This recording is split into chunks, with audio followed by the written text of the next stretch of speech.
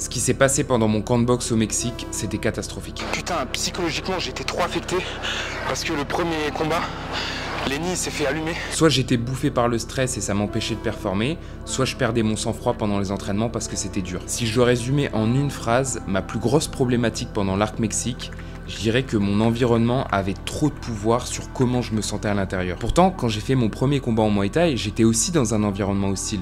Mais je me sentais pas autant perturbé à l'intérieur. Bizarrement, j'étais même pas du tout. J'avais zéro technique, donc une très bonne raison de pas être en confiance, mais j'avais pris le temps de faire un gros travail psychologique avec de la visualisation, et ça m'a beaucoup aidé à rester concentré le jour J. J'étais devenu quelqu'un que j'avais jamais été, et que j'ai pas réussi à retrouver depuis d'ailleurs. Et en comparant ces deux expériences stressantes et comment je les ai vécues, je me suis dit qu'il fallait que j'aille explorer un peu plus cette piste de l'esprit pour comprendre ce qui s'était passé et avoir des astuces pour la suite. Et qui de mieux pour m'aider à ce niveau-là que Steve Gentis. Ça fait quelques temps que je m'intéresse à son travail et j'ai voulu aller à sa rencontre dans son dojo. Steve, c'est la définition de l'homme complet, un sage dans un corps d'athlète. Il est pratiquant d'arts martiaux, danseur, préparateur physique et j'en passe. Mais aujourd'hui, il est surtout connu pour sa casquette d'entraîneur holistique. Et ce qui rend sa méthode particulière, c'est qu'il ne se limite pas uniquement à la préparation du corps. Steve a exploré différentes voies de sagesse comme le bouddhisme, le yoga, les états de conscience élargis, donc on va aussi retrouver la dimension de l'esprit dans son enseignement. Vous comprenez maintenant pourquoi je suis allé lui rendre visite. Il a peut-être une réponse pour moi sur comment gérer tout ça et me donner des pistes pour réussir à entrer dans la zone. La zone est un état de concentration extrême, où aucune pensée superflue ni aucun sentiment inutile ne vient parasiter l'immersion d'un joueur dans le match. Seuls les sportifs qui se sont prêtés à un entraînement constant et rigoureux peuvent espérer atteindre le seuil de la zone. Mais la porte est capricieuse et ne s'ouvre que lorsqu'elle en a envie. Et lorsqu'elle décide de s'ouvrir enfin, elle donne accès à un territoire qui n'est réservé qu'à quelques élus. Je vous laisse avec notre entretien et l'entraînement assez particulier qu'il m'a fait faire. Merci pour la séance, Steve. C'était super. Et ouais, moi, une des problématiques que j'avais, et c'est pour ça aussi que je t'ai contacté, c'est que tu sais, des fois, j'ai ces moments, donc que ce soit pendant les entraînements, les sparring ou même en dehors, où des fois, j'ai l'impression que mon esprit, il est, tu sais, il est ailleurs. Mon corps, il est dans l'action. Bah là, je l'ai eu, par exemple, je l'ai eu de temps en temps, même sur les sprints, alors que c'est un effort assez dur. Des fois, j'ai l'impression que mon esprit déconnecte et je sais que du coup, je ne suis pas à 100% dans le moment. Première problématique. La deuxième problématique aussi, ça va être le stress parce que je sais aussi que comme la déconcentration, ça affecte ma performance et ça réduit ma performance. Et moi, je me disais, bon, il n'y a pas de potion magique ou de tour de magie pour faire disparaître ça, mais peut-être le seul moyen qu'on aurait pour corriger ça, ce ne serait pas la respiration, la méditation. Qu'est-ce que tu penses par rapport à ça ? Dans ce que toi, tu as pu expérimenter aujourd'hui ou toucher, selon les différents exercices, avant de te répondre, en fonction de la manière de respirer, de te connecter à tes sensations corporelles, peut-être ce que tu as perçu pendant la respiration du début, après, à certains moments pendant le mouvement. Moi, j'ai pu voir des moments de pleine présence et des moments où, effectivement, tu étais moins présent, ce qui est complètement humain et naturel. Mais je pense que déjà aujourd'hui, tu es capable de faire la différence entre les moments où tu es présent et les moments où l'esprit divague. Donc, est-ce que toi, tu arriverais déjà avec tes mots, avant que je te donne une réponse, à définir comment s'exprimerait la présence, comment toi, tu la ressentirais? Qu'est-ce que tu définirais par présence? Parce que c'est de ça dont on parle. C'est le degré de présence. Je pense que je suis tout de suite dans ma tête, en fait. Je vais penser à quelque chose qui n'a pas de rapport avec l'instant présent. C'est ça qui va me déconnecter. Mais quand tu agis avec présence, comment tu le ressens? Justement, je sens rien, en fait. Ou tu sens tout? Ouais, ou je sens tout, ouais. Mais c'est juste mon corps. Et c'est vrai, soit je ressens rien, soit je ressens tout. Ça dépend comment on le voit, mais... Ou peut-être que Paolo, lui n'est plus là pour ressentir. Il y a juste la présence. C'est ça qu'on appelle la méditation. La méditation, ce n'est pas une pratique où on se met un tailleur et on se bat contre les pensées pour tâcher de faire le vide. C'est être totalement au contact de ce qui est. Par exemple, ce qu'on a fait à la toute fin de l'entraînement, de manière courte, c'est des petites introductions. Je ne sais pas si tu as senti certaines choses. Au lieu de juste être « Ok, je suis allongé, j'ai terminé l'entraînement, je fais ça, je ceci », peut-être qu'à un certain moment, tu as pu expérimenter toutes les sensations corporelles, les sons, les images, à un endroit où, depuis un espace où il n'y avait plus Paolo, je est en train de faire l'expérience de, mais il y avait un contact direct avec ce qui est. Et c'est ça qui est la clé pour tout ce qu'on fait dans la vie, c'est notre degré de présence, notre capacité à être au contact avec tout ce dont on dispose, donc nos sens, notre toucher, notre odorat, le goût, les images, la vision, et de comprendre que ce qui filtre tout ça, c'est notre identité. Ça fait partie du fonctionnement de l'esprit, du cerveau. Il y a l'ego, c'est la représentation du soi. On en a besoin, c'est vital. Mais c'est qu'une petite partie de notre être et une petite partie de notre esprit. Cette partie, elle a donc des fonctions indispensables, comme nous permettre de nous repérer. C'est aussi une boussole, ce qui nous permet d'interagir. Mais quand on ne passe que par ce prisme ou ce petit filtre, qui est aussi lié à toutes nos expériences passées, nos systèmes de croyances, nos mémoires, notre sens de l'identité, on a une expérience qui est restreinte de la vie, conditionnée et qui, pour certaines personnes, en fonction de nos vécus et de nos manières de gérer notre esprit, peut être aussi très entravant et limitant pour l'expression pleine de notre potentiel. Donc la méditation, qu'elle soit en mouvement ou statique, c'est ce pas de recul qui nous permet de voir et la situation en la ressentant avec l'intégralité de nos sens, plus le fonctionnement du penseur à l'intérieur.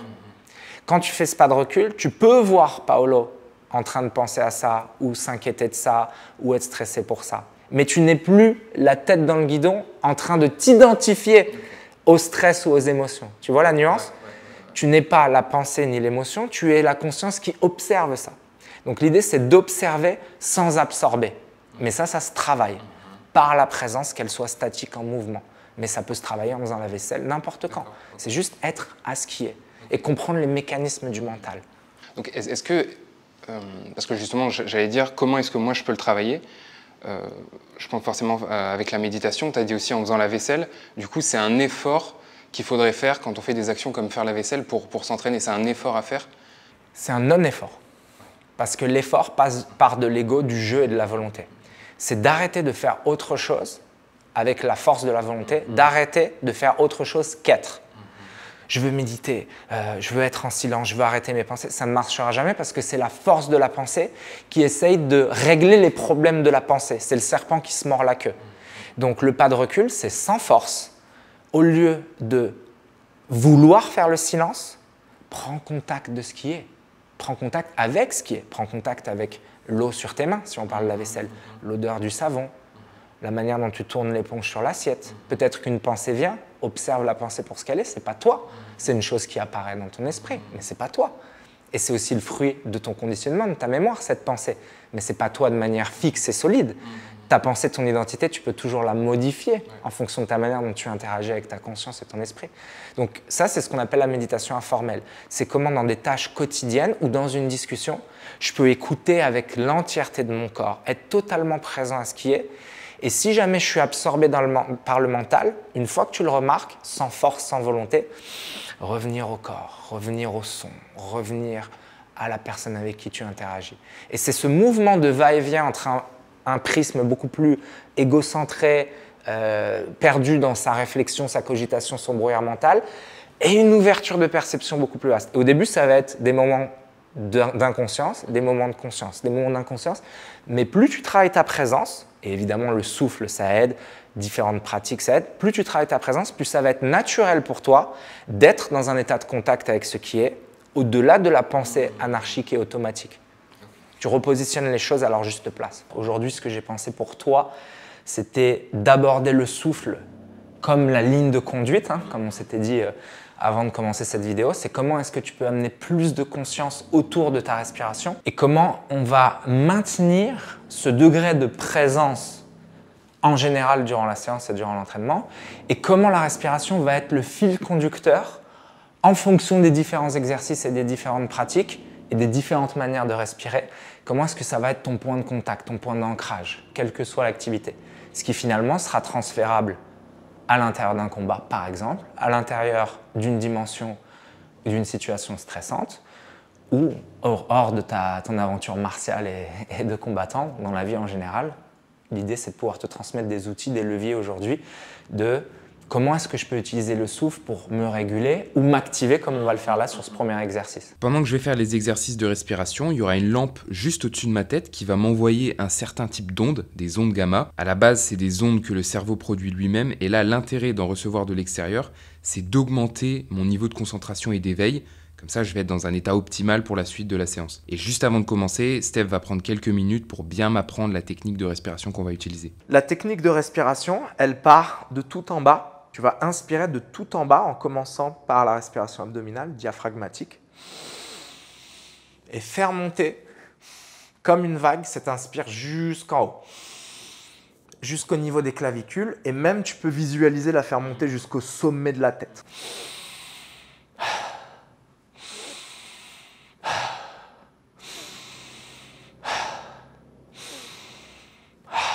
Et là, si tu observes, c'est une vague qui vient comme taper en bas. Elle rebondit sur ce bassin et elle remonte jusqu'en haut. L'expire, tu as vu, c'est complètement relâché. Je ne la force pas. C'est pas. C'est vraiment in, énergie. L'expire, tu laisses aller. Okay, c'est comme si on alternait yin et yang ou sympathique, parasympathique. On veut amener du yang, de l'énergie sur une inspire dynamique. Et sur ton expire, amener un relâchement de toutes les tensions. Donc, c'est ça qui va nous amener dans cet état optimal. On va augmenter cette activation énergétique et ça va commencer à travailler sur un état de conscience modifié, différent, plus activé, plus alerte, au-delà de l'ego. Commencer à sentir des choses un peu plus vastes et sensibiliser tes perceptions. Et enfin, pour terminer, c'est tout à fait normal que tu sentes la tête qui tourne, des fourmillements, des picotements dans les pieds, dans les mains, sensation de froid, de chaud. Sensation du corps qui se modifie, c'est tout à fait normal, c'est lié à l'hyperventilation. Ce que vous allez voir maintenant, c'est le cœur de l'exercice et c'est assez impressionnant parce que juste en combinant des moments d'hyperventilation et d'apnée poumon vide, Steph va m'amener dans un état de présence augmentée. Je vais ressentir des trucs assez bizarres dans mon corps, pas forcément agréables d'ailleurs, tétanie, fourmillement, mal au ventre, bref, je vous laisse avec ce moment. Plus tu respires grand, plus tu amènes de chi dans le corps, plus on va chercher un état de conscience modifié, élargi. Encore. C'est ton souffle, ta médecine, ton énergie.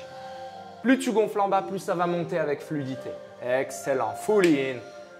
Let it go. In énergie. Out, on nettoie. In énergie. Out, on relâche. In énergie. Encore. Allez, 5 très grandes. 4. 3. 2. Dernière. Grande inspire.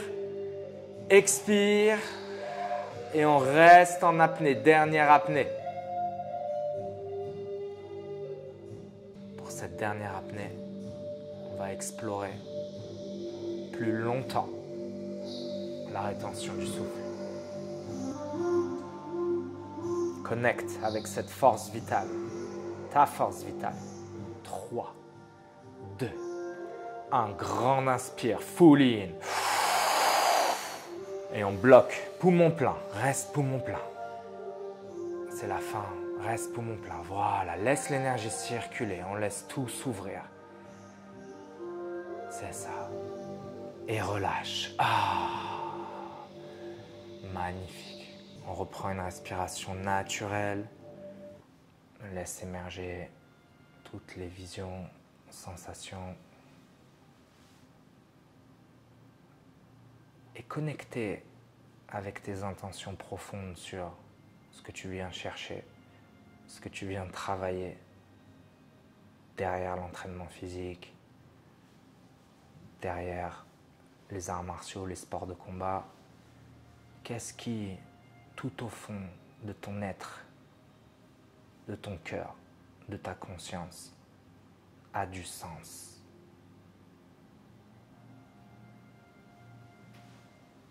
Qu'est-ce qui te met en mouvement derrière ce que tu fais dans cette quête martiale, humaine, spirituelle, dans tes intentions de documenter, transmettre? Qu'est-ce qui, tout au fond de ton être, te met en mouvement et a du sens? Quelle est l'expression profonde que tu es venu réaliser sur Terre dans ce merveilleux et éphémère passage que l'on appelle la vie?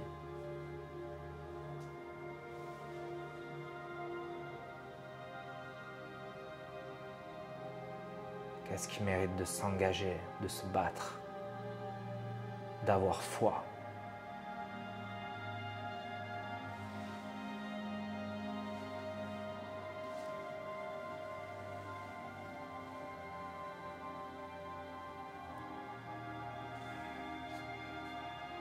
Connecte avec la dimension la plus profonde de ton être et laisse infuser ça dans l'ensemble du corps. C'est la tonalité que nous allons donner à cette pratique. Chaque mouvement, chaque respiration, chaque regard doit être infusé de ce sens et de cette force profonde. À ce moment-là, vous ne le voyez pas forcément, même pas du tout, mais j'ai les larmes aux yeux. Vraiment, je me retiens de ne pas chialer, parce que ce à quoi je suis en train de penser pour répondre aux questions de Steve, ça me touche énormément. Et je trouve ça assez incroyable, comment ces exercices de respiration m'ont conditionné, parce que dans la vie de tous les jours, jamais je suis aussi émotif pour répondre à ces questions. Au quotidien, si on me demande c'est quoi mes motivations, je vais répondre de manière machinale, sans être impliqué dans ma réponse. Mais là, c'est bizarre à dire, mais je ressens mes réponses. Je ressens vraiment pourquoi je fais les choses, pourquoi je m'entraîne, pourquoi je dépense de l'énergie dans ce que je fais au quotidien. Et être au contact avec ces raisons-là qui me font bouger, à un moment comme ça où je suis vraiment présent, ça me touche au plus profond. Et en restant dans cet état d'ouverture et de présence, on va passer sur le tatami et on va laisser tout ça vibrer, circuler pour aller tranquillement vers le mouvement. C'est pas séparé. C'est plusieurs dimensions de ton être qui fonctionnent ensemble, qu'on connecte. Pour revenir à l'entraînement, moi, il y a un truc qui m'a, auquel je ne m'attendais pas, et je pense que c'est le truc qui m'a le plus surpris, c'était la respiration. Je ne pensais pas du tout qu'on allait faire ça. Et pour te raconter un peu, j'ai des amis à moi qui font du breathwork, enfin tous ces exercices-là que je connais pas très bien. Et à chaque fois, ils essaient de me convaincre en me vantant les bienfaits du breathwork. Moi, il y a toujours ce truc de lâcher prise qui me fait peur et avec lequel j'ai vraiment du mal. Et du coup, je leur dis non, ça m'intéresse pas pour l'instant, on le fera plus tard. Et j'ai l'impression que ça, t'as dit qu'on n'est pas allé très loin dans la pratique, mais en tout cas, on peut dire que c'est une initiation. Pour le coup, j'étais dans des états que je connaissais pas du tout, qui étaient vraiment bizarres. Par exemple, mon ventre était très contracté à un moment, donc je crois que c'était pendant quand on fait les grandes respirations. Mes doigts, je sentais soit qu'ils étaient comme ça, ou je sais pas, j'arrivais pas à les bouger. Des fourmis partout dans le corps. C'est bizarre de ressentir ça, de changer d'état juste avec les respirations. Je sais pas si tu peux m'en dire un peu plus, parce que là, j'ai fait que la pratique.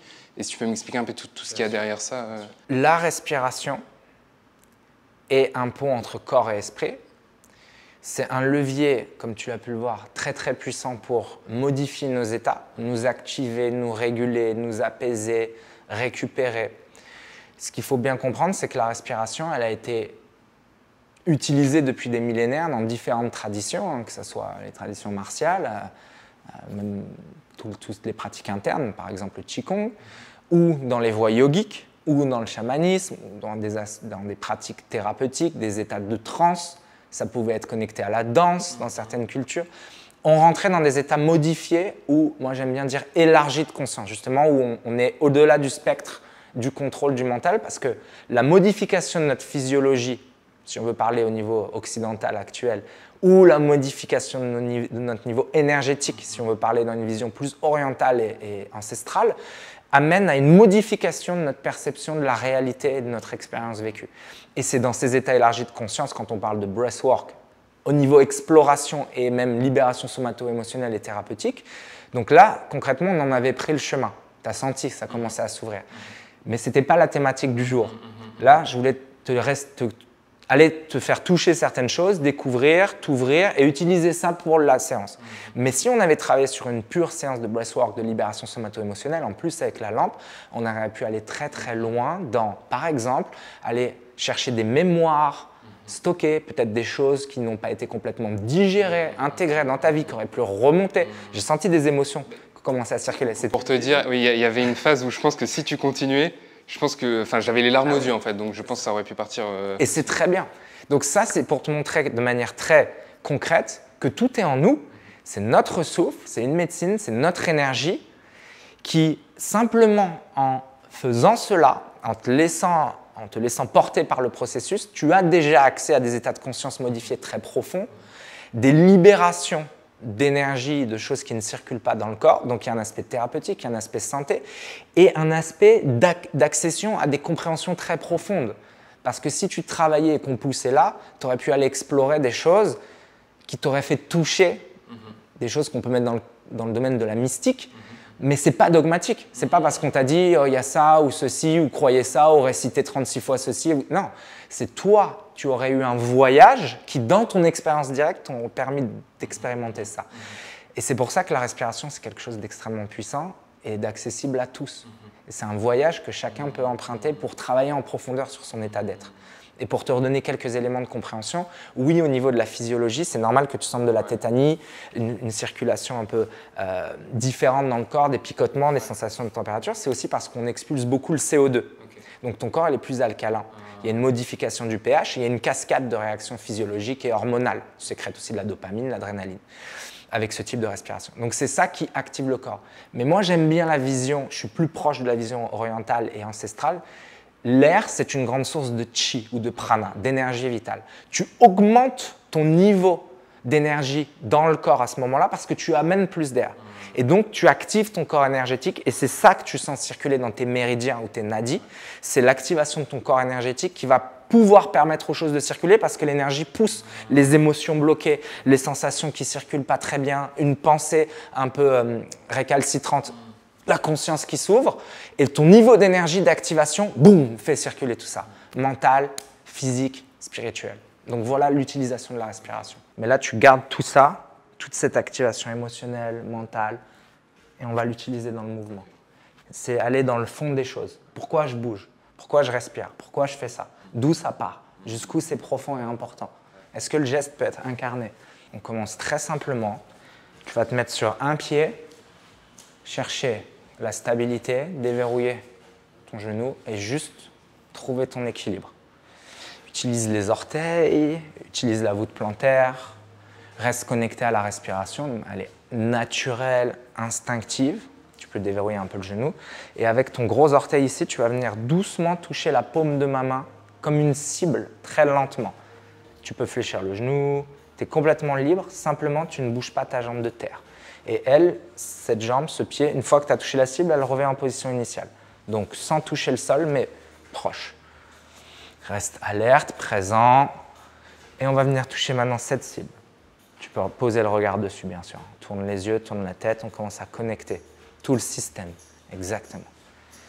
Comme tu le sais, que ce soit des arts martiaux, la danse, pied-point, tout part du sol, de la racine, de ta capacité à transmettre la stabilité, l'énergie, la force depuis le sol.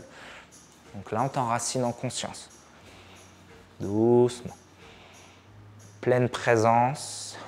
Et chaque geste est infusé de la profondeur de ton intention. Pourquoi est-ce que tu t'entraînes? Qu'est-ce que tu veux développer? Qu'est-ce que tu veux comprendre? Voilà. Il n'y a jamais de mal, de mauvaise exécution de l'exercice. Si on tombe, on reprend. Sans jugement. On observe et regarde. Utilise les yeux, tu fais ce que tu veux, mais tu viens trouver cette cible. Prends ton temps. Respire. Précis, paume. Voilà. Donc le pied ne bouge pas en respectant tes articulations. Boum. Magnifique. Contrôle. Si c'est stable en bas, c'est stable jusqu'en haut. Le pont entre ciel et terre. Boum.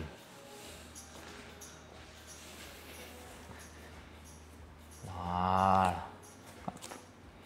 Utilise tes orteils, utilise ton souffle, utilise tous tes sens. Regarde avec tout ton corps. Regarde avec ta peau, respire avec ta peau.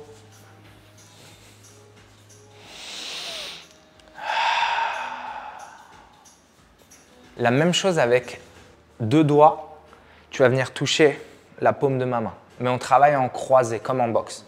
Donc si je te mets là, ces deux mains, tu vas là. Mais toi, tu peux, sans bouger les pieds, utiliser tout ton corps. Ta colonne vertébrale, ton cou, ton épaule, tout ton corps. Okay, la seule chose, c'est que tes appuis ne bougent pas, mais tu peux tendre les jambes, te déporter. Juste les racines ne bougent pas. Respire, voilà. Viens amener de la cohérence et de la connexion dans tout ce qui se passe. Toutes les chaînes fonctionnent de pair, de manière harmonieuse, connectée. Tes yeux, utilise tes yeux, regarde. Tu peux changer de niveau. Fléchir les jambes, tu fais ce que tu veux. Voilà, et tu viens en profiter pour créer des étirements, pour préparer le corps. Des rotations, des flexions, des extensions. Voilà, en douceur et en conscience de chaque vertèbre. Même quand tu reviens, pourquoi ne pas remettre les vertèbres les unes après les autres? Voilà. Tu peux tourner autour de ça. Voilà. Trouve des angles, trouve des choses nouvelles, fluides. Viens commencer à être plus créatif, à explorer.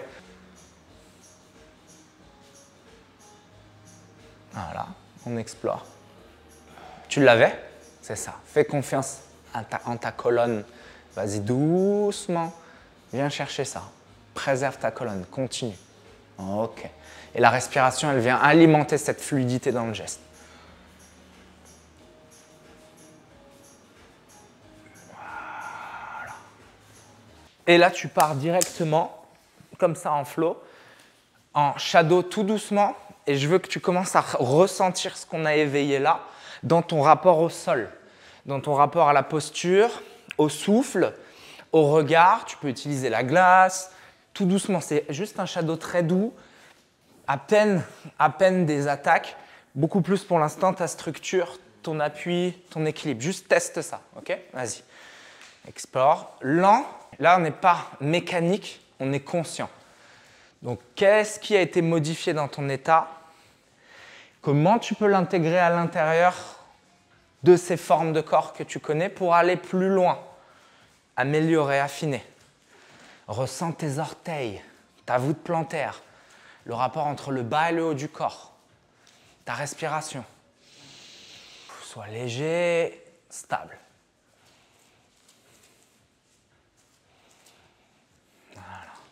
Et dès que tu ressens que tu pars dans quelque chose de mécanique, reviens en présence. Utilise la respiration. Connecte. Voilà. Améliore tes trajectoires. Améliore ce sur quoi tu travailles quand tu es avec des coachs. Quels sont les points faibles? Par exemple, là, la garde elle est un peu basse. Est-ce que tu peux être hermétique, très hermétique quand tu tapes?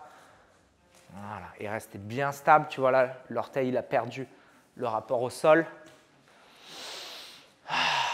Respiration consciente.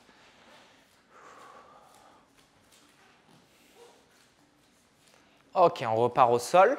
Tu te mets en planche, mais à quatre pattes, en quadrupédie. Tu te mets en quadrupédie ici. Les genoux ne touchent pas le sol. Ok. Je te donne une cible. Tu viens la toucher avec le membre qui est désigné. Donc, si je te dis main gauche, tu viens poser ta main là sur la cible et ça donne une nouvelle structure. Vas-y, main gauche. Hop, nouvelle structure. Pied gauche, très précis. Nouvelle structure. À l'intérieur de cette nouvelle structure, toi, tu es libre de bouger, de tester des choses, fléchir ce que tu veux, du moment que les appuis sont là où on les a placés. Pied droit. Boum, là, il y a une nouvelle structure. À l'intérieur de cette structure, tu es libre de tester plein de choses, de t'étirer, d'explorer, de chercher des rapports de poids. Voilà. D'assouplir, de continuer d'échauffer ce qui n'a pas été échauffé. Main droite. Et on garde toujours voilà, le bassin proche du sol. Pied gauche. Boum. Pied droit. Main droite. Main gauche. Pied droit. Pied gauche. Toujours teste différentes choses à l'intérieur d'une même posture. T'enferme pas. Voilà, main droite. Voilà, viens étirer, ouvrir. Pied droit. Pied gauche. Et là, en toute fluidité, tu te redresses. Tu repars en shadow. Très doucement, tu te réorganises en garde inversée. Et tu retrouves la même qualité, synchronisée, retrouve une coordination en garde inversée. Prends tout le temps de ressentir en conscience comment est-ce que je peux travailler sur une garde inversée proprement. Rechercher des nouvelles coordinations, de nouvelles connexions, sans te précipiter. Ressens qu'est-ce qui change dans le rapport au sol, aux trajectoires, au centre. Relâche le visage, enlève toutes les tensions qui ne sont pas nécessaires. Voilà, sois comme l'eau. Voilà. Parce que je l'ai senti après quand on a commencé la séance, j'ai senti que c'était différent. Par exemple, si on faisait une comparaison avec juste on était rentré au dojo et on aurait commencé directement, je pense que j'aurais pas été pareil. Et du coup, comment je pourrais faire si moi j'ai un entraînement sparring ou combat, comment je pourrais recréer ce truc-là en sachant que je n'ai pas forcément le temps de mettre comme ça, le matériel. Est-ce qu'il y aurait des outils plus simples à mettre en place Déjà juste là, comme on est assis, allongé, tu vas faire quelques cycles respiratoires.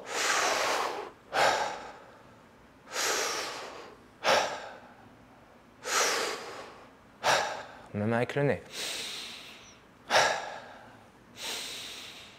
Il y a plein de techniques, respiration du feu.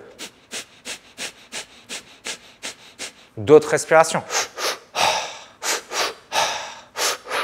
Il y a plein de choses, là ça y est, j'active mon énergie, je modifie mon état.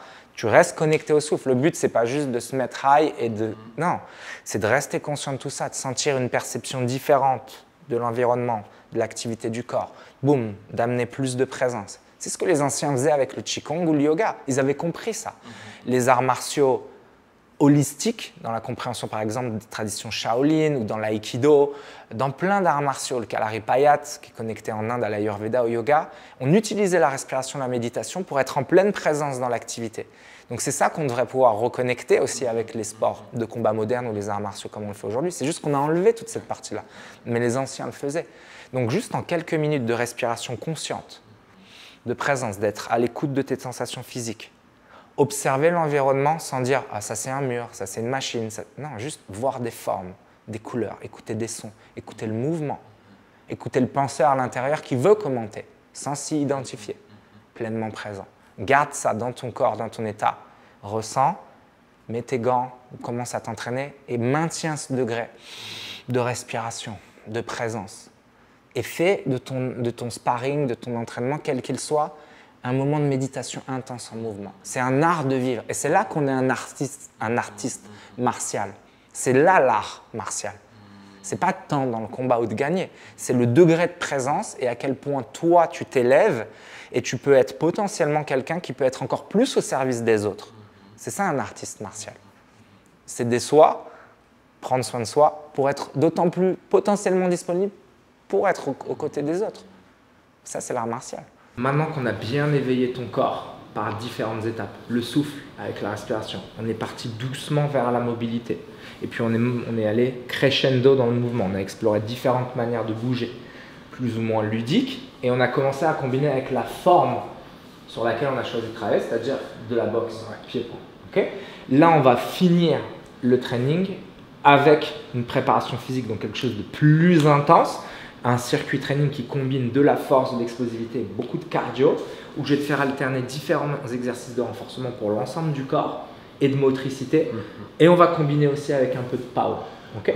Donc ça va être la fin de cette séance. Tu vas pouvoir vraiment envoyer plus au niveau explosivité, engagement physique. On va aller chercher la zone rouge. Mais encore une fois, présence. Présence même au cœur du chaos, du sprint, du power, hyper présent, respiration. Et c'est là qu'on va voir à quel point tu peux mobiliser de l'attention, même au milieu de la tempête. Et ça, c'est ce qu'on va rechercher pour un combat typiquement, ou pour les situations de vie où on est au milieu du chaos. Restez connecté au souffle, restez présent et tâchez de déployer le plus possible notre potentiel. Ok ? Et là, tout de suite, comme entre les rounds, inspire par le nez. Oxygène, allonge l'expire. Et une autre petite astuce, si jamais tu as une grosse dette d'oxygène, la bouche n'est vraiment pas appropriée pour respirer, on est d'accord. Mais si tu as besoin de faire quelques respirations un peu type Wim Hof pour amener beaucoup d'air d'un coup, tu peux aussi te faire la bouche. Amener un grand volume d'air, donc d'oxygène, et reprendre après par le nez. Et allonger un peu plus l'expire, par exemple 4, 6. 1, 2, 3, 4 à l'inspire, 1, 2, 3, 4, 5, 6 à l'expire. Et ça va te permettre de réguler au niveau cardiovasculaire et aussi au niveau émotionnel. Donc entre les rounds, pas forcément que du 4, 6, mais plus tu allonges ton expire, plus tu vas chercher la partie parasympathique du système nerveux, donc pour apaiser. Et plus tu as une inspiration courte et concentrée sur l'inspire, plus tu es plutôt sur la partie sympathique, fight or flight. Donc entre les rounds, on veut utiliser ces moments privilégiés pour réguler, donc allonger un peu l'expire, respirer profondément en pleine conscience. Tu peux bien ouvrir le nez. Tu sais, il y a des straps qui existent, mais toi déjà avec ces muscles, tu peux vraiment amener de l'air. Sentir le relâchement. Comme ça, tu n'as qu'une minute pendant que le coach parle, etc. Toi, tu optimises ta récupération et ta présence. Et après, ça en repart. Allez, réactif. Plus explosif. Les doigts au sol, tout est conscient. Let's go. Allez. Lucide. 5, 4, 3, 2, 1. Stabilise. Super. Et reprends course. Doucement. Léger. Voilà, même si c'est très lent.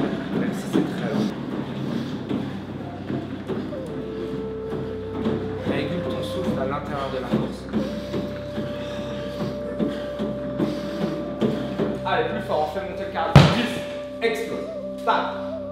12, plus fort. Reste. Allez, lance. Et régulation lucide. Nez. On laisse toutes les tensions circuler.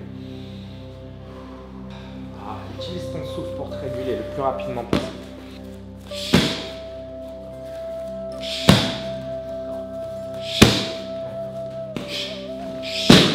Allez, front de jambe avant, middle jambe arrière. Bien. Toujours à la bonne distance. Front de jambe avant, middle jambe arrière. Doublé. Doublé. 4, 3, 2, 1. Stop. Régule et à l'intérieur du mouvement, on respire. À l'intérieur du mouvement. Lucide. Tu as dit qu'on allait chercher l'effort max. En conscience.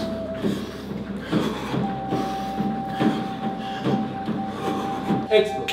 6. Encore. Hop. 7. Hop. 8. On en envoie 2. Allez, hop. 9. Dernière. Dynamique. Go. Relâche les bras. Optimise ta récupération.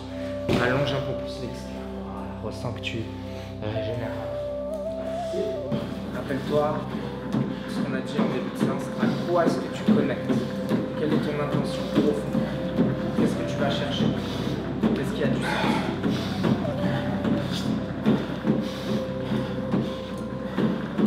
On va chercher le dernier dans 5, 4, 3, 2, 1. Let's go! À l'épaule. On va chercher un plus.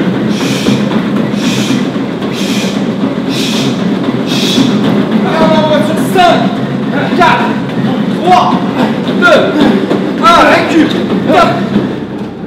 Respire. Tout de suite on reprend. Respiration consciente. Reste en mouvement. Respire, régénère.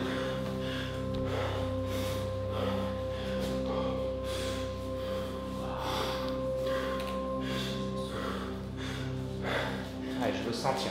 Même si tu bourrines pas, je veux sentir que tu es connecté avec le sol, que tu es connecté avec ton centre et que ta respiration te permet de t'alimenter même en fatigue.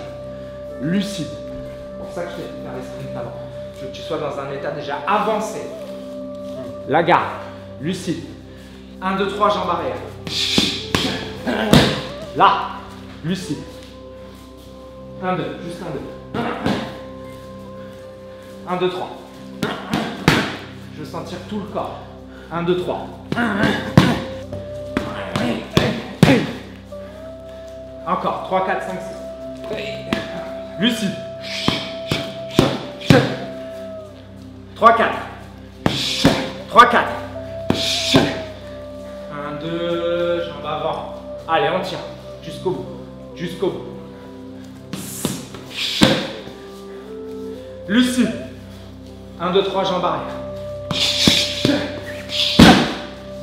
On est presque au bout. 1, 2, 3, jambes arrière. Encore 3 fois.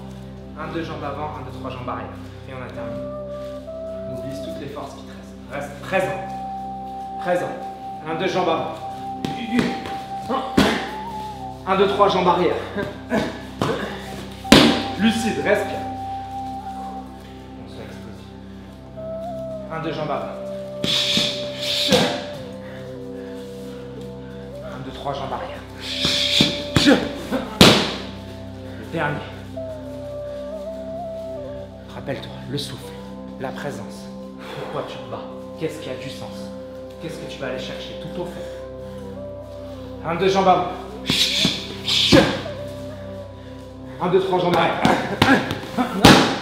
Est-ce que toi, dans ce chemin-là, t'es arrivé à là où tu voudrais être, ou tu penses que tu as encore du chemin à faire?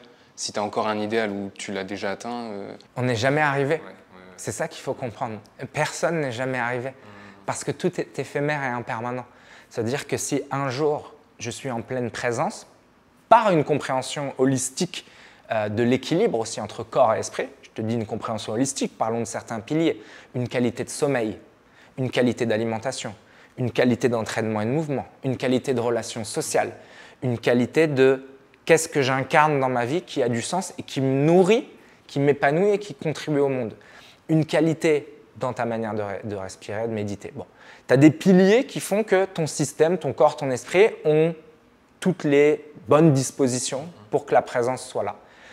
Tu peux atteindre une journée, tu peux expérimenter une journée où tu vas expérimenter la paix, la joie. Même s'il y a une épreuve, tu vas être suffisamment présent pour faire face à cette épreuve avec tout ton potentiel. Mais c'est éphémère. Se dire que si 1 ou 2 ou 3 jours après, tu dors mal, tu manges mal, tu n'es pas présent dans une discussion et peut-être tu agis mal avec quelqu'un. Mal bien, mais c'est très duel. C'est juste pour dire qu'en tout cas, tu es peut-être fatigué, irritable et tu vas peut-être insulter quelqu'un que tu aimes. Ben, ton degré de présence, ça y est, il est perdu. C'est pas grave, tu reviens et tu refais tout ça. Mais il y a un équilibre à cultiver. Donc, ce qu'on peut appeler l'éveil, la pleine conscience, ce n'est pas un truc qu'on a atteint et on est d'une montagne et on est sage. C'est comment, moment par moment, tu cultives ta présence. Donc, une posture d'humilité totale. Moi, pour te répondre, je suis arrivé nulle part. Ouais. Humblement, je tâche de maintenir ce degré de présence et de contact avec ce qui est, avec une dimension plus vaste de mon être que mon petit ego. Et c'est un travail au quotidien et il n'y a pas de destination. Ce n'est que le chemin. La destination, c'est quand on sera dans le trou. Donc profitons du chemin en conscience. Autre chose aussi qui a fait tic dans ma tête quand j'étais là tout à l'heure, tu as dit soit l'endroit dans lequel tu es ou quelque chose comme ça. Et ça, je t'avoue que c'était quelque chose que j'avais jamais entendu parce que souvent dans la méditation, on dit que de se recentrer. Ouais, de se recentrer, mais aussi on n'est pas nos pensées, on est celui qui les observe. Et toi, là, tu avais dit quelque chose d'autre. Je devais être l'endroit dans lequel… Je vois ce que tu veux dire. Alors, il y a plusieurs manières d'accéder à un état méditatif, c'est-à-dire un état de pleine présence, qui fonctionnent différemment en fonction du conditionnement de chacun. Visiblement, pour toi, ce qui a bien marché, c'est de ne pas rester sur quelque chose de mental en disant « je vois une pensée qui arrive et j'observe cette pensée sans m'y identifier ». Ça peut marcher au fil du temps. Souvent, ça se fait. Et parfois, c'est la convergence d'avoir fait différents états méditatifs qui, hop, un jour te fait comprendre quelque chose. Mais là, ce qui semblerait avoir marché, c'est de comprendre que quand tu es juste là, par exemple dans le dojo, l'environnement, il n'y ait pas de séparation, de distance, parce qu'au milieu de ton expérience, il n'y a pas un jeu qui commente. Il y a juste, je suis au contact, ou j'enlève le jeu, il y a le contact avec cet environnement. Mais est-ce que forcément, s'il y a le contact, je devrais le commenter? Dire, oh, c'est beau, ou il y a ce son, ou comment je me sens. Non, il peut y avoir un contact direct où l'environnement et toi ne sont qu'un. La séparation illusoire qui est le filtre de l'ego, pendant un moment, disparaît. Et tu es au contact de ce qui est. C'est pour ça que c'est une manière très simple de méditer. c'est d'être au contact de toutes les couches sensorielles et dès que tu te perds dans la pensée, redeviens l'espace qui t'entoure. Redeviens l'espace dans lequel ces choses apparaissent. Un son, une sensation, une pensée. Tu es l'espace dans lequel ces choses apparaissent. Parce que concrètement, tu es l'espace dans lequel ces choses apparaissent. Tu n'es pas ces choses. Ok, ben top, je te remercie Steph, c'était une super séance, j'ai appris plein de trucs et j'espère continuer sur cette voie, la méditation de mon côté, tout ça, je te remercie beaucoup. Écoute, avec joie, évidemment c'est c'est à la fois un long, mais ça veut tout et rien dire long, parce que l'idée c'est d'être dans l'instant présent, il n'y a que l'instant présent qui compte, l'instant présent c'est la seule chose que l'on est. Donc si ces choses-là, tu es sensible à ces choses-là, et je sens que tu es sensible, c'est vraiment des choses qui nous permettent de transformer notre vie, notre état d'être. Commencer simplement, il n'y a pas à devenir un bon méditant ou un bon respirant, mais s'offrir quotidiennement un espace de « ok, je vais aller explorer ce qu'il y a à l'intérieur », introspection, prendre le temps de ressentir, prendre le temps de contempler, prendre le temps de voir jusqu'à quel point je peux être profond dans le contact avec les choses que je fais. Mais de le cultiver humblement, avec beaucoup d'amour et beaucoup de patience tous les jours, en fait, la transformation, elle se fait naturellement. Il n'y a pas de force. Parce que c'est notre état naturel, c'est l'état d'éveil qu'on avait quand on était enfant. Tu vois, hein, le regard d'un enfant, il est complètement présent. Parce qu'il n'y avait pas encore l'identité qui filtrait. Donc cet état, c'est notre essence originelle. Elle est là. Ce n'est pas un truc qu'on doit apprendre en allant en haut d'une montagne. C'est revenir à l'intérieur, retoucher ta sensibilité, ta sensitivité, parce que c'est notre état originel. Et en fait, ce n'est pas plus, c'est moins. On enlève des couches, on enlève pour toucher l'essence même de la vie. Et ça, c'est un travail de tous les jours, mais qui, de toute façon, ouvre les portes d'une expérience de vie beaucoup plus riche, au final. Et d'une meilleure relation aux autres aussi. Donc, je t'invite à explorer ça et pourquoi pas, à me partager ton cheminement dans quelques temps. Je pense que ça va me travailler pendant un petit moment parce que je sens que cette voie-là, bon, c'est pour ça aussi que je t'ai contacté. Je m'intéresse de plus en plus à ça. Tu vois, j'étais quelqu'un de très terre-à-terre, très cartésien, en disant tout ce que je ne vois pas n'existe pas, tous les énergies, tout ça, ça me touchait pas ou j'étais pas intéressé. Et là, de plus en plus, oui. Et de venir ici, de parler avec toi, et de regarder ton contenu aussi, bah c'est top et ça m'apprend plein de trucs. Ouais, écoute, avec Jean, on grandit ensemble. Ouais, c'est ça. Merci beaucoup, Steve.